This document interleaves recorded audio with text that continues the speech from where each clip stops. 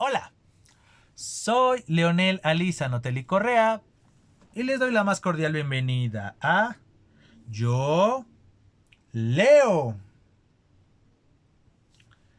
Hablar del amor es hablar de un concepto que ha sido parte de la humanidad durante mucho tiempo. Muestra de ello son sus apariciones en distintas obras en distintos momentos de la historia. De ahí que sea importante que nosotros nos acerquemos a obras, a pensadores, a pensadoras que han apuntalado el tratamiento y concepción de esta emoción tan inherente y tan cotidiana en los seres humanos. Por lo tanto, hoy en Yo Leo les voy a hablar de una novela que precisamente apuntala o contribuye en esta concepción y tratamiento del amor. ¿A qué novela me estoy refiriendo? Me estoy refiriendo a Orgullo y Prejuicio de Jane Austen. Por lo tanto, hoy en Yo Leo les voy a dar algunas razones para que nos acerquemos a esta novela. Pues, sin más preámbulo, comencemos. Antes de que yo les dé las razones por las que vale la pena acercarse a la novela Orgullo y Prejuicio, considero importante primero decirles de qué va esta novela. Por lo tanto, he aquí la advertencia. Alerta de spoilers. Por lo tanto, no acepto reclamos ni nada parecido en los comentarios de este video en donde me digan, ¡ay, qué flojera! Me echaste a perder la novela. Porque entiéndanme, para yo poderle dar razones y motivos por los cuales acercarse a esta novela, tengo que decirles a grandes rasgos de qué va, incluyendo el final. Pero como siempre decimos en este espacio, muchas veces no importa en qué termina una historia, sino cómo se llega a dicho desenlace. Pero si ustedes son aquellos que se molestan por saber los desenlaces sin ustedes llegar a ellos, pues este video no les va a agradar demasiado. Pero si ustedes coinciden conmigo de que lo importante no es el desenlace, sino cómo se llega a él, este video puede que sea de su agrado. Por lo tanto, dicha la advertencia, comencemos a hablar de Orgullo y Prejuicio. Un dato importante antes de adentrarnos a la trama en sí es la fecha de publicación. Orgullo y Prejuicio fue publicada un 28 de enero de 1813. ¿Por qué este dato es revelador e importante? Muy fácil, porque si ustedes recuerdan, el romanticismo fue esta época o esta corriente artística que tuvo lugar en la primera mitad del siglo XIX. Pero analizando de manera más detallada esta corriente artística, sabremos que fue hasta la tercera e incluso cuarta década del siglo XIX cuando tuvo su mayor auge. Por lo tanto, si partimos del hecho de que esta novela fue creada a finales del siglo XVIII y tiene lugar su publicación hasta 1813, pero antes del boom del romanticismo, podemos entender muchos aspectos principalmente concernientes al tratamiento y concepción del amor. Dicho lo anterior, ahora sí, adentrémonos a la trama. ¿De qué va Orgullo y Prejuicio? En esencia, esta novela nos relata la historia de Elizabeth Bennet y Mr. Darcy, a grandes rasgos. Pero tenemos que ir desmenuzando. Nuestros protagonistas son Elizabeth Bennet y Mr. Darcy. Pero tenemos que entender el contexto y algunos aspectos que van a enriquecer la historia. Por ejemplo, tenemos que partir del hecho de que nuestra protagonista, Elizabeth Bennet, está en una familia que está ávida de casar a sus 5 hijas, incluyendo a nuestra protagonista. Es decir, tenemos a una mamá que todo el tiempo está refiriendo la importancia de encontrar un buen hombre, que les dé nombre, fama, estabilidad económica, social. Entonces tenemos esta casa en donde una madre está empecinada en casar a sus 5 hijas. En ese contexto y en esta búsqueda del marido ideal para las 5 damas, aparece Mr. Darcy, que a una primera vista muestra ser un personaje arrogante, frío, en pocas palabras, un mamón. Y vaya que uno sabe de mamonería en estas épocas. Justamente esa actitud por parte de Mr. Darcy genera algo que le da sentido al título: el orgullo y el prejuicio. ¿Por qué? Porque ante esta actitud de Mr. Darcy, nuestra protagonista, Elizabeth Bennet, también toma una actitud nada grata. Por lo tanto, el primer acercamiento de nuestros protagonistas, Elizabeth Bennet y Mr. Darcy, está apoyado y está basado en esos dos conceptos que le dan título a la obra: el orgullo y el prejuicio. Aspectos que, conforme va pasando la historia y conforme se van tratando nuestros protagonistas, poco a poco se van diluyendo. No obstante, como buena historia de amor, nuestros protagonistas, a pesar de que poco a poco van consolidando una relación entre ellos que puede o no terminar siendo una relación amorosa, eso se sabrá conforme vaya pasando la historia y la relación entre ellos, tiene vicisitudes, obstáculos, mismos que son protagonizados, por ejemplo, por los Bingley. Por un lado, el mismo hermano de Elizabeth, y por el otro lado, la amiga de Mr. Darcy de nombre Caroline. Estos dos personajes, junto con algunos malentendidos, algunos chismes, algunas sobreinterpretaciones, etcétera, etcétera, etcétera, que enriquecen el orgullo y el prejuicio característico o que aparece a lo largo de la historia, hace que nuestros protagonistas tengan momentos de distanciamiento y en consecuencia de incertidumbre. Pero, felizmente, y como buena historia de amor, estas incertidumbres, estas interrogantes y estos malos entendidos y demás se comienzan a despejar y desembocan en un final feliz que, he de decirles, contrasta con muchas historias románticas que, como ustedes seguramente saben, caracterizaron al romanticismo. El romanticismo era trágico, es decir, tenía un final infeliz. En el caso de Orgullo y Prejuicio, no es así. ¿Por qué? Porque al final de nuestra novela, e insisto, alerta de spoiler, Mr. Darcy y Elizabeth Bennet terminan casados. Sabiendo lo anterior, ahora sí, les puedo dar algunas razones por las que vale la pena acercarse a esta novela. La primera razón es que esta joyita es una perfecta sátira social. Sí, como acaban de escuchar, habla del amor, habla de las relaciones interpersonales, pero el ambiente de dicha historia está llena de crítica. No una crítica directa, no, esta novela no es una sátira explícita, pero muchos pasajes, muchos momentos, principalmente protagonizados por la madre de nuestra protagonista, Elizabeth Bennet, nos muestran esos usos y costumbres alrededor del tratamiento social en torno, a su vez, al matrimonio. Cómo se concibe al hombre, cómo se concibe a la mujer, qué recomendaciones se le hace a las damas para acercarse a los caballeros y en consecuencia lograr convencerlos de que ellas son buenas damas y en consecuencia el hombre tiene que ser digno de ellas y viceversa, las mujeres dignas de ellos.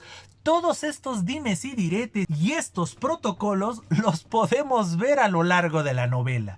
Y entonces, si uno tiene una lectura analítica, una lectura entre líneas, podemos ver que estos momentos son totalmente con una intención satírica. No solo es el reflejo de la sociedad del momento, en este caso la Inglaterra de principios del siglo XIX, sino tiene ese tono satírico que invita a hacer pensar hoy, principios del siglo XXI, es decir, 2 siglos después de el contexto de la novela, hacernos cuestionar ciertos protocolos, ciertos prejuicios, ciertas situaciones que, aunque ustedes no lo crean, siguen imperando hoy en día. Entonces, es llamativo y para mí es el primer aspecto a destacar de esta novela.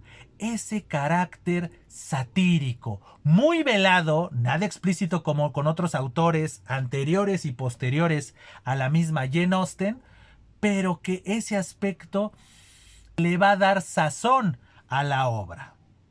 La segunda razón que yo les daría y que para mí es el meollo también de la historia es esta naturaleza sincera, honesta alrededor de la amistad, el amor, la fidelidad, pero sobre todo la conciencia.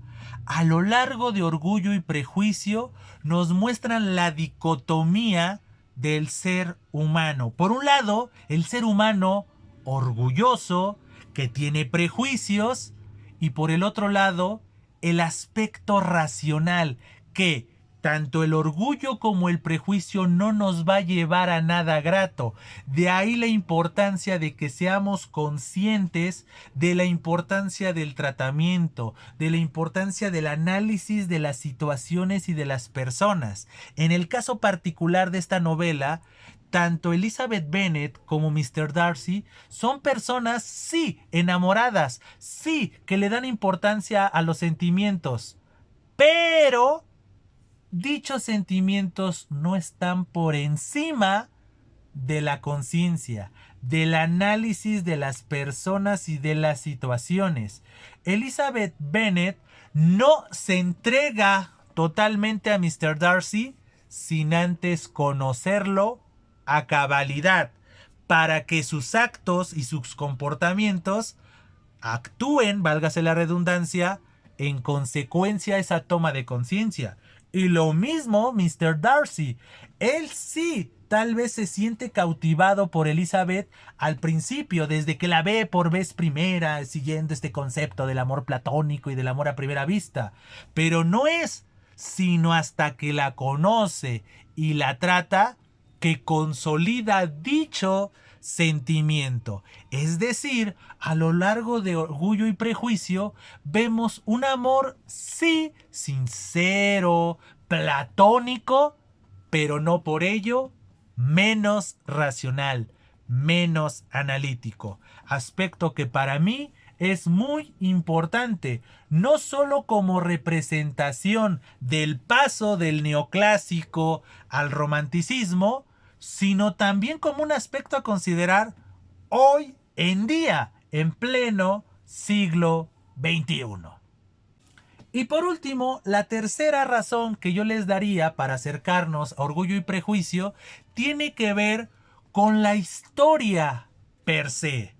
La novela, a lo largo de sus 61 capítulos, más o menos 300, 400 páginas, dependiendo la edición a la cual nos acerquemos, nos va envolviendo de muy buena manera en la misma. Es decir, no vamos a encontrar capítulo o pasaje que no tenga una razón de ser. Sí, nosotros podemos caer en el prejuicio del romanticismo, que son estas historias apasionadas en donde los personajes en cuestión reflexionan y analizan su sufrimiento o bien la alegría y la dicha que les brinda su sentimiento amoroso o bien la desdicha que les brinda el rechazo, la distancia del ser amado. Aquí no. Aquí vamos a encontrar una serie de pasajes representados en estos 61 capítulos que le van a dar sentido no solo a la historia, sino al título de la misma. Orgullo y prejuicio son dos conceptos que sintetizan de muy buena manera lo que nos refleja la historia, lo que nos refleja cada uno de los personajes, algunos en mayor y otros en menor grado, pero que el estilo, los diálogos, las descripciones le van dando sentido, sí, pero también van enriqueciendo nuestra lectura. Nos van, a nosotros como lectores, nos van tornando en cómplices, ya sea de Mr. Darcy, ya sea de Elizabeth Bennet, ya sea de su madre, ya sea de su padre, o de muchos de los personajes secundarios que vamos encontrando a lo largo de la historia. Entonces, el estilo, el tratamiento y sobre todo esos mensajes entre líneas,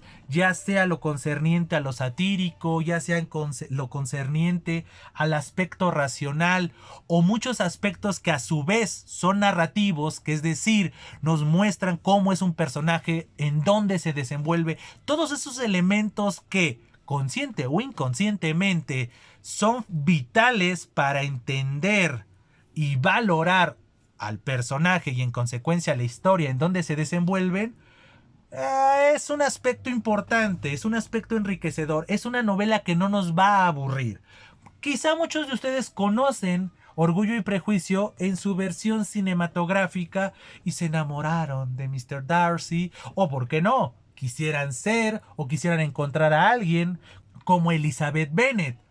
Pero algo que no muestran muchos, si no es que decir todas, las versiones cinematográficas de Orgullo y Prejuicio son esos elementos entre líneas, son esas descripciones, son esos pasajes que en el cine se transforman en una escena que si no la vemos con demasiada lupa o con una lupa muy profunda, no vamos a encontrar ese mensaje entre líneas que seguramente Jane Austen nos quería dar.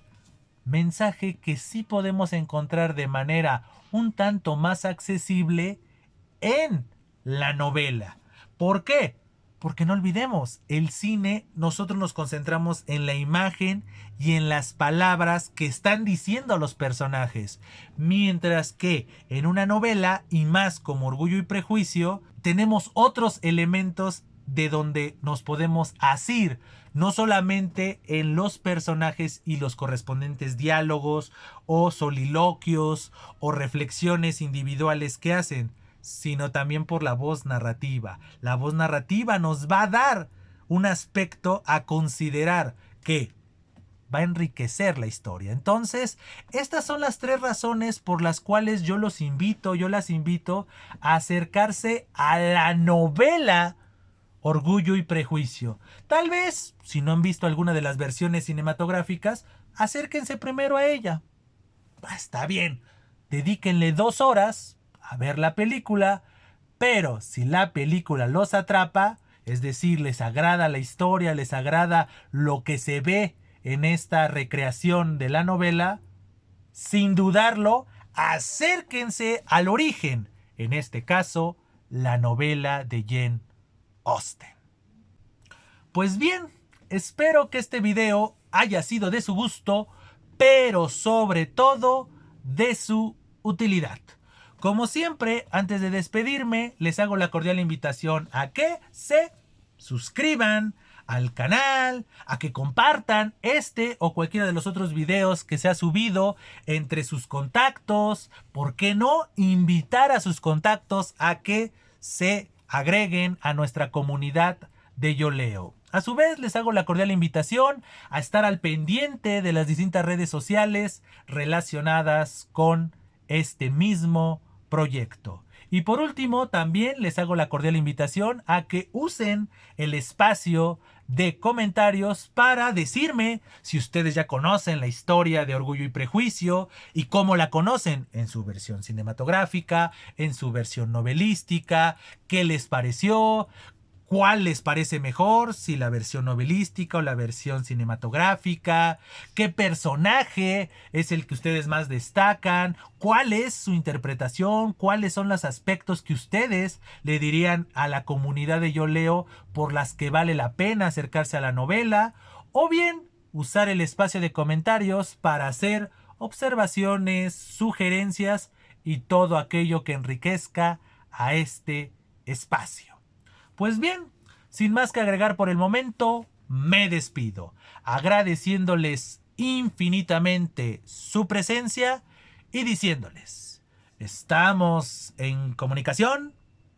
Hasta siempre.